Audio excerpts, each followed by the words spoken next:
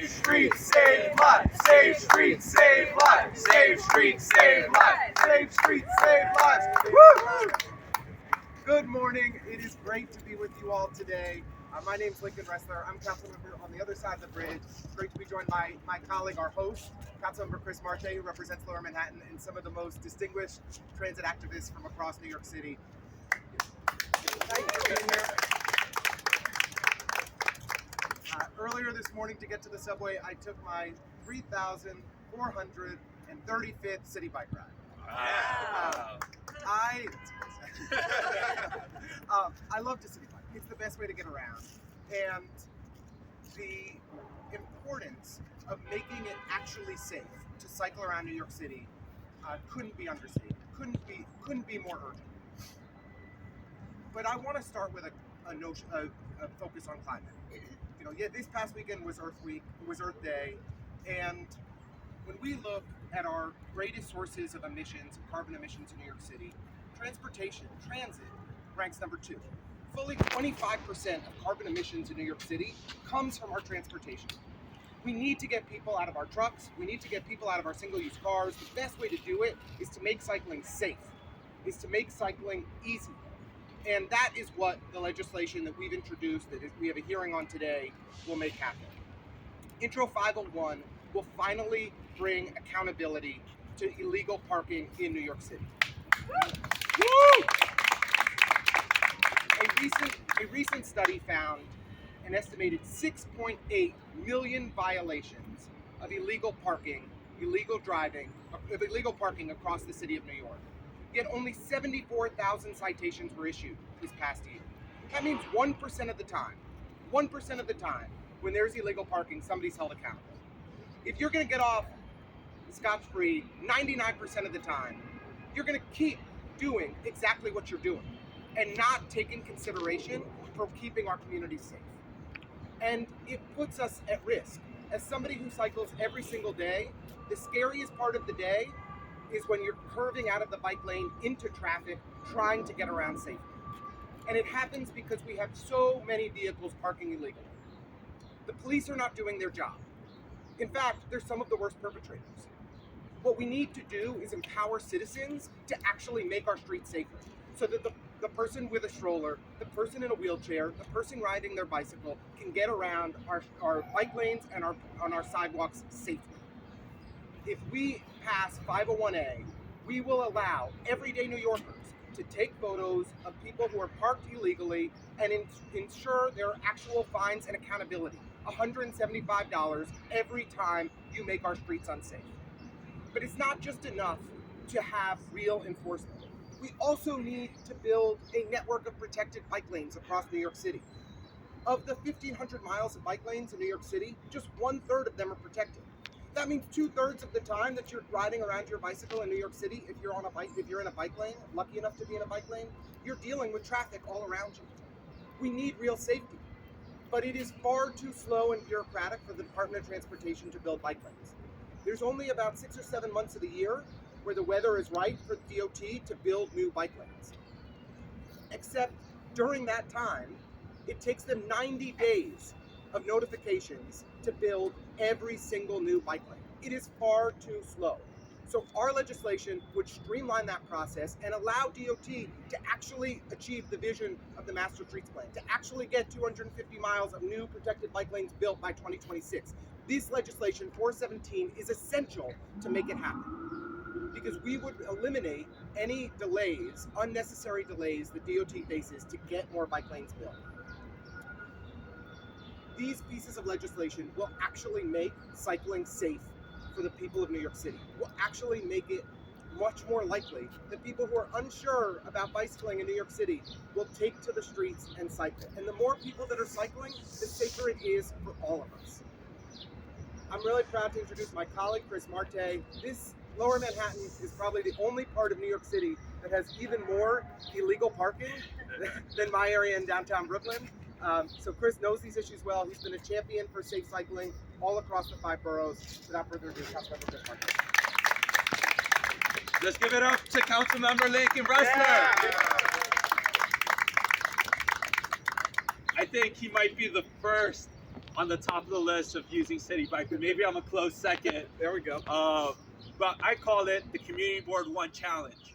It's impossible to stay on a bike lane in the financial district from the start of it to the end of it because of placard abuse, because of deliveries from Fresh Direct and Amazon that are using our bike lanes as warehouses, and it creates a danger for everyone, not just for the cyclists, but for seniors, for pedestrians, for people with disabilities.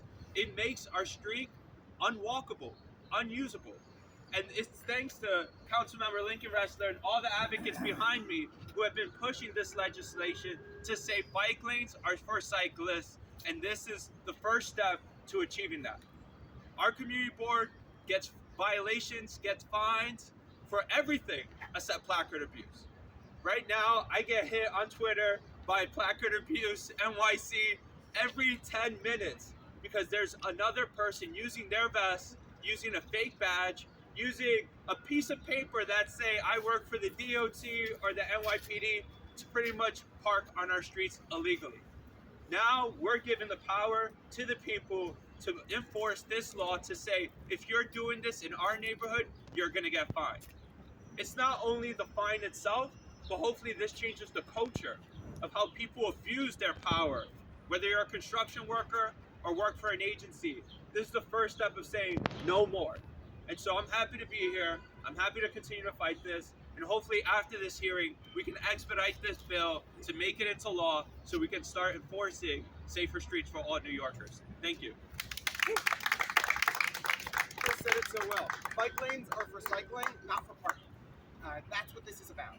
And it is time that we hold every bad actor accountable, police officer, construction worker, everyday New Yorker who is parking illegally and making our streets unsafe. It's now my pleasure to introduce one of the people who I rely on for advice all the time on cycling issues and in neighborhood issues in Brooklyn, the lead on Streets Pack, the chair of Streets Pack, our friend Eric McClure. Good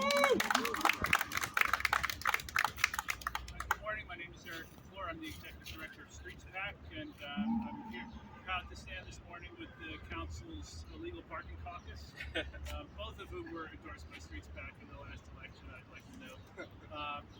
The bills that are going to be heard today at the Transportation Committee hearing are really of great importance. As Councilmember Restler mentioned, Intro 417A, 417 will streamline a ridiculously unwieldy and needlessly cumbersome process for approving bike lanes, which treats them differently from every other street improvement project in the city. It's a relic of a law that was passed in 2011 at the height of the bike lash, which was passed solely to slow down the process of installing bike lanes across the city. It hampers the work of the Department of Transportation, and this legislation will undo that and get us on track to build the number of bike lanes, and especially protected bike lanes, that the people of New York City deserve. Intro 501A is also crucial as it will allow citizens like all of us here to report illegal parking across the city with an app. As Councilmember mentioned, the NYPD has really abdicated its responsibility for enforcing illegal parking. So it's unfortunate that we need to turn that over to the citizens to take care of, but what needs to be done needs to be done, and this legislation will allow it to happen. We are 100% behind it and look forward to the hearing today and to that legislation and the other bill moving forward as rapidly as possible. And I'll just, in closing, want to say we're really grateful to these two council members. Councilmember Restler was the first person to complete our questionnaire in the 2021 City Council election, and he made a lot of promises to us in our interview process, and he's delivered on every one of them and more. A real champion for safe streets, as is Councilmember Marte. So thank you to both of you for your leadership. Thank you so much, Rick. And I should say on both of these bills, we're fortunate to have exceptionally broad support from our colleagues in the council. On Intro 417, we have 39 co-sponsors. I don't think you can get 4 out of 5 council members to agree on anything. So, and on Intro 501A, we have 29 co-sponsors, so a healthy majority of the council. I'd now like to introduce newly the co-director of Open Plans New York, Sarah Lynn. Hi there. So I ride my bike. I ride my son to school every morning. We have a cargo bike. We are lucky enough to have a protected bike lane for almost the entire way. It's great. We love it. This morning, actually, as I was riding him to school, they were repaving and painting the bike lane. Awesome, again, great, love it. But we had to ride the whole way to school in traffic, and it was terrifying. You know, the garbage truck pulling in and out, you know, the cabs weaving around.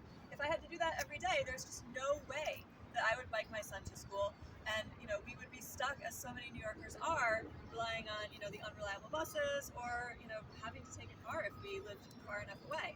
So it just shows like how important it is if we want that mode shift that we get these bike lanes installed, we get protected bike lanes installed. I've served on my community board for years. I know how long it takes to get this stuff done, and I'm so thrilled to support 417. It's really critical that we get safe bike infrastructure installed. We don't go to community boards to ask permission for other safety improvements. We shouldn't be waiting 90 days when we know there's a critical safety need for safe bike infrastructure. And then to say, even when we have our protected bike lane, probably half the blocks out of it, we do have to weave around someone parked illegally in it, and it's still really dangerous. And, you know, a lot of the time it is cops. So when we're relying on police officers to be enforcing the law, but they're the ones breaking the law most often, it creates a culture of impunity. As the council member said, when you know that you're it's almost completely impossible that you're going to get a ticket. Of course you keep breaking the law. We're telling people in this city, park wherever you want. You're never going to face any consequences for it, and they're putting people in danger. And so if we can't rely on the cops to enforce the law, we need to give other options. We need to give civilians the option to, you know, report illegal parking. It's the only way we're going to create, as Councilmember Marte mentioned, that culture shift. You know, the message to people, you can't just keep doing this. We're a city of laws, you have to follow the laws. So I'm thrilled, Open Plans is thrilled to be here today to support both of these bills. And thank you so much, Councilmember. Thank you so much, Sarah. I'd now like to introduce one of the smartest transit policy people I know and a constituent, my friend John Orkin from Mike, New York. Thanks, Lincoln. You know, the fact that New York is not bike friendly is not a factor of how many miles of protected bike lanes we have, or the very real problems with bike parking. It's the fact that city government doesn't hang together in taking us forward. Part of DOT is killing itself to do the right thing and to get these bike lanes in, to connect up a real network of bike routes. But most of the rest of city government really doesn't care, and they don't help, and often they hinder. And there's no worse symbol of that than a city-owned, city-operated vehicle sitting in a bike lane that another part of city government, you know, had to go to the mat to implement in a neighborhood somewhere. And those fights still go on all the time. We really need a mayor who's going to say, everybody get with the program. We just haven't had that yet. So, as Eric said, in 2011, it wasn't that great on the council side either. That's one of the things that has changed. So we're seeing great legislation going around from the street master plan to requiring detours around construction for bike routes. And now today we're talking about citizen parking enforcement and getting bike lane notification back where all other street projects should be. We're really proud to support the legislation that's being proposed today, that's being put today. We hope the mayor gets with the program. Mayor Adams needs to sign this bill, move forward, and hopefully that's a wake-up call to PD and everybody else in city government. The people want parking rules enforced. They don't want a city where anything goes if you own a vehicle. I also just want to say I'm really proud to be a constituent of the 33rd District. Lincoln's been going really hard on these issues from day one, and it's fantastic. Nothing beats, from our point of view, nothing beats an elected official who rides a bike and knows what that's like for people in the city. Thank you. Thank you so much, John. And part of what makes us successful as electeds in pushing on these issues is having tremendous organizing partners. And none are more dynamic and effective than Transportation Alternatives. I want to shout out Elizabeth Adams, who's here, and introduce the Director of Organizing at TA, Ronald Strebo. Hi everyone, happy to be here on behalf of Transportation Alternatives to speak in support of these amazing bills that we're talking about today. These bills that are going to be heard will go a long way to address street safety, transportation access, and a more equitable public space for the future. These bills will remove delays and barriers to safe street infrastructure. make our bus and bike lanes more usable, and make e-mobility, micromobility charging stations more accessible, and better access for bicycle infrastructure conditions and needs citywide. New York City is currently behind our legal mandate for building bike and bus lanes under the New York City Streets Plan, and these bills will go a long way towards improving that. We cannot continue to allow delays and barriers to getting projects off the ground, which is why Transportation Alternatives proudly supports Intro 417. The repercussions are serious. We are currently at the most traffic deaths by any year since the start of Vision Zero, and 11 cyclists have already died this year. There have been a higher rate of fatalities than usual, and we need to do things to address that. New York cannot afford to fall behind in these life-saving infrastructure improvements. The city must prioritize its street plan commitments and get back on track, because delays to infrastructure improvements are about racial and economic equality. 92% of cyclist fatalities in 2021 occurred on streets where the median income is below the citywide average. We also need to do everything we can to make our existing bike and bus infrastructure work for all New Yorkers. A New York City Department of Transportation survey found that fewer vehicles driving or stopping in bike lanes was the top change, 37%, that would encourage New Yorkers to bike more. We went through the arduous process to build these bike lanes, fighting for them, designing them, painting them, and now they're ready to be used by the community. We need to make sure they're actually usable. Bike and bus lanes are few and far between, meaning that keeping the very few bike lanes that we do have clear of illegally parked vehicles is even more critical. When bike lanes are blocked, riders are forced into car traffic. This isn't just inconvenient, it's deadly.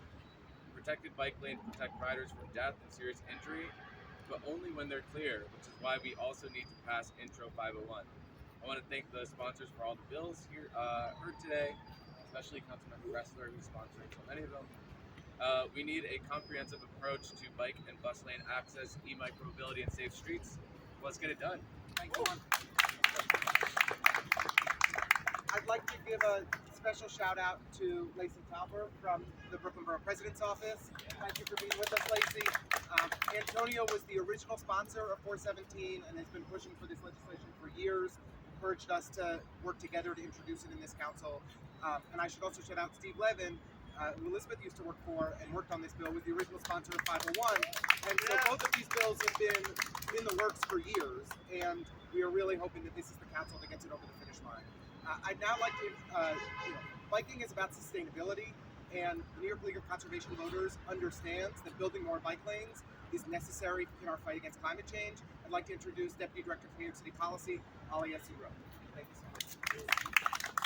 Thank you. Hi everyone, my name is Alia Siro. I'm the Deputy Director for New York City Policy at the New York League of Conservation Voters. Thank you, Councilmember Restler, Councilmember Marte, and all of the advocates here today. We're really excited to see these bills being heard today. We support both 501 and 417. Intro 417 was on our New York City Environmental Scorecard last year and the year before that. Like everyone has said today, both of these bills are critical to have safe and more bike lanes throughout New York City. Like it was said earlier, bike lanes are critical. We need New Yorkers to have cleaner modes of transportation. It helps us reduce air pollution in the city, and it helps us meet our goals in the New York City Streets Plan and our state's carbon emissions reduction goals. So, we're excited. We're supporting both of these bills. 501 is also critical to have safe bike lanes, especially for bicyclists and for pedestrians. Thank you so much, and we urge City Council to approve both of these bills in a timely manner. Thanks so much. I'd now like to introduce Corey Hannigan, the Active Transportation Program Manager at Tri-State. Thanks so much, Corey. Okay, so like some of my colleagues said, we live in a dense city, and cycling is a great option, right? But it's not the only thing that we do. We walk around, we take trains, we take buses. But if the bike lanes aren't safe, that's not an option for a lot of people. So since the pandemic, we've seen more and more New Yorkers choosing to get around by bike because it's cheaper, it's faster, it's more accessible for some people, it's more climate friendly than other options. But we're also seeing an unprecedented surge in traffic fatalities. Just this year, in the last 4 months, we've seen 11 people on bikes killed in our city. That's 5 times the number killed by this point last year. And we know what works to prevent this, physically separating vehicles from vulnerable road users like cyclists. But despite being proven to save lives, new projected bike lanes are subjected to a 3-month waiting process. This prevents the city from rapidly responding to the surge in fatalities. And on top of that, as we've mentioned, a chronic lack of enforcement means that what eventually does get built is often rendered useless by illegally parked vehicles. But this is safety infrastructure. We need to prioritize it so we can keep New Yorkers moving and alive. Both of these bills will consolidate the review process into a period more appropriate for that kind of proven safety countermeasure and allow citizens to report bike lane and crosswalk obstructions directly to NYC DOT. So I would urge everyone to think about this. Making our streets safer is a no-brainer. So I urge citizens and the mayor to support both of these bills, and let's work together to end the carnage on our streets. Thank you. And our final speaker this morning is Mary Beth Kelly from Families for Safe Streets. Thank you so much. My name is Mary Beth Kelly, and I'm a founding member of Families for Safe Streets. I'll be testifying inside on Intro 417. We have, at the elemental level of city government, the slowest operating system for putting into place safe infrastructure. Just a week ago at CB7, what was being voted on was to have a plan come from DOT for crosstown bike lanes. We had 30 plus people testify the importance of it, taking their children to school, riding to work, trying to navigate in bike lanes that are double parked. And they actually, because of one member of the transportation committee, they watered it down by the end to not asking DOT for a plan, but asking DOT for a study. This is typical. Delay, delay, delay, obfuscate, avoid, and we die. My husband was killed 17 years ago while we were cycling, and it's been 17 years that I have been doing this and going to community board meetings and speaking on behalf of all the members of Families for Safe Streets, because every single one of us has either lost a loved one or has been severely injured. We have over 4,000 life-altering injuries on our streets every day. I won't even go near the deaths because it's just like this year astounding. The number of children, elderly, it is just unthinkable, it is uncivil, it is almost criminal. So at the very basic place where things are decided, we have to make change, and 417 is about that. Thank you.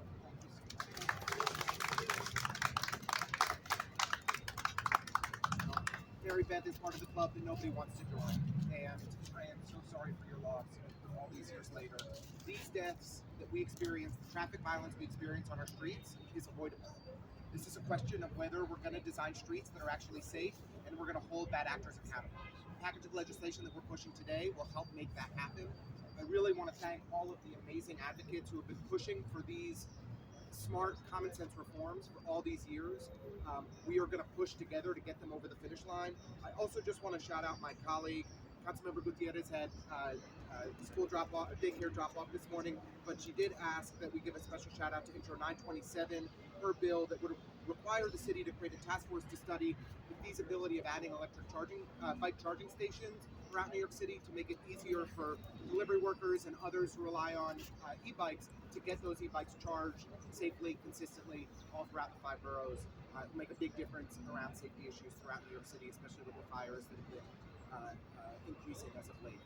So just shout out to Jen for her great work on that as well. We're happy to take a couple questions. I'm cute. Yeah. Excuse me. Yeah, my name is Christopherleonjohnson. I want to know about 501A. I know Chris Marte mentioned placard corruption on Twitter.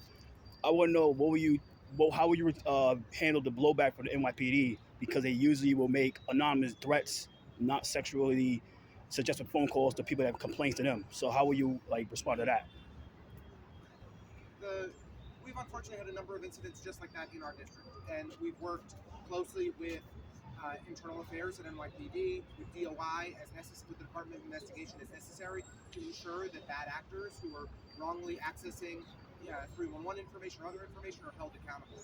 But the point of this legislation is that we take this process outside of the NYPD. Yeah. What 501A will empower citizens, share information directly with DOT, and then bad actors are held accountable, fines are directly issued. So we are moving outside and around the NYPD to hold bad actors accountable to ensure that our streets get safer. All right, thank you. Thank you. We'll go here and then we'll come back. In relation to the e-bike charging stations, do you think that launching a study like that to install these, is there ever going to be enough of these to mitigate the problem of people bringing them in their apartments and potentially causing hazardous situations? Defer to Councilmember Gutierrez on her legislation, but I think this would help in a meaningful way. And the more e-bike charging stations we have, the less likely we're going to have issues in people's homes. This is an important development that we absolutely need to invest in, make progress in, and it's time for the city to catch up. The city's putting 10,000 car charging spaces for electric cars on our curbs. Let's integrate bikes into that now. Exactly right. That's exactly right. So my question is, my name is Raul Rivera. I'm a TLC driver advocate. I'm also a member of Family of the State Streets. I was almost killed in an accident, a very bad accident in the city. I got a bad back because of it. My question is, and this is not a gotcha question. I don't want you to feel like we're attacking you or anything like that.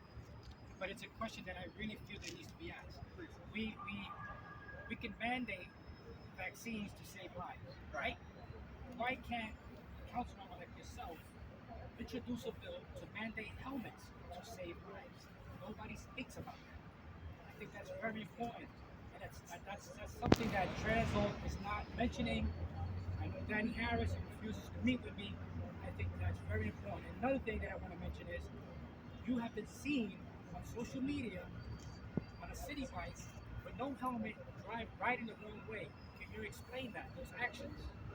Do you acknowledge that? Because unless they Photoshop the picture. No, they didn't Photoshop the picture. That was actually on an open street where two-way cycling is permitted. Okay, so that was on Berry regardless Street. if it's on a sidewalk or street or whatever, No, you it's need on to an have a open- helmet. I respect that. helmet's acceptable. It's not a. It is legal to We're cycle talking without a about helmet. saving lives. But I will tell you, in a sense, You cannot say that helmet. I'm My saying what the husband council was members- wearing a helmet. He died from his That injuries. doesn't. His chances were better though. Everybody No, who they were not. everybody who has a And helmet. children Everybody has a helmet. Their chances are better. As a native New Yorker, we asked Transalt, we asked the city council, draft a bill, make people wear helmets, mandate helmets. There's nothing wrong with that. There's nothing wrong with that. There's nothing wrong with that. thank you. Appreciate it. We'd be happy to chat We further have to about wear it. seatbelts. Thank you. We have to wear helmets. We'll take a question over here. I'm speaking to the council member. Take a question. Quickly, let's fill the tax.